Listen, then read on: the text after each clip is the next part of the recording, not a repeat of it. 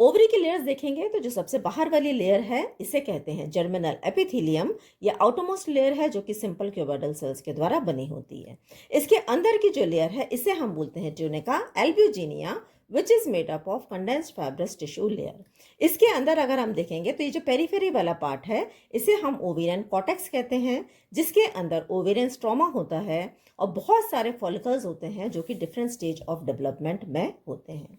इसकी जो अंदर वाली लेयर है यानी कि जो बीच वाला जो स्ट्रक्चर है इसे हम बोलते हैं medulla, which contain blood vessels, nerves and lymphatics.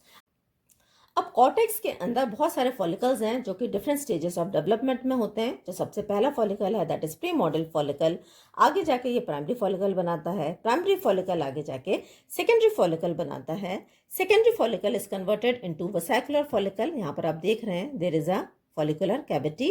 ये आगे जाके पूरी तरीके से मेच्योर होता है। इस मेच्योर फॉलिकल को हम बोलते हैं ग्राफेन फॉलिकल। ग्राफेन फॉलिकल में एक oocyte होता है जो कि वन साइड प्लेस्ड होता है। इसके आसपास जो मेम्ब्रेन होती है इसे हम जोना पेलुसिडा कहते हैं। Then there is another cells जिनको हम क्यूमुलस ओफरस कहते हैं, जो कि इस oocyte को सराउंड करते हैं। There is a cavity which is known as follicular cavity, और इसके अंदर जो फ्लूइड होता है इसे हम एंट्रम फॉलिकुला कहते हैं। Then the membrane which surround the Graafian follicle, they are theca externa जो कि सबसे बाहर है, थीका इंटरना जो कि उसके अंदर है, एंड मेम्ब्रेना ग्रैनुलोसा सेल्स।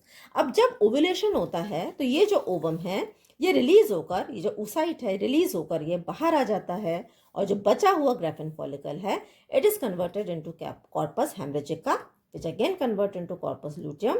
अगर प्रेगनेंसी होती है तो कॉर्पस ल्यूटियम ग्रो करता जाता है, लेकिन अगर प्रेगनेंसी नहीं होती then this corpus luteum degenerate into corpus एल्बिकम।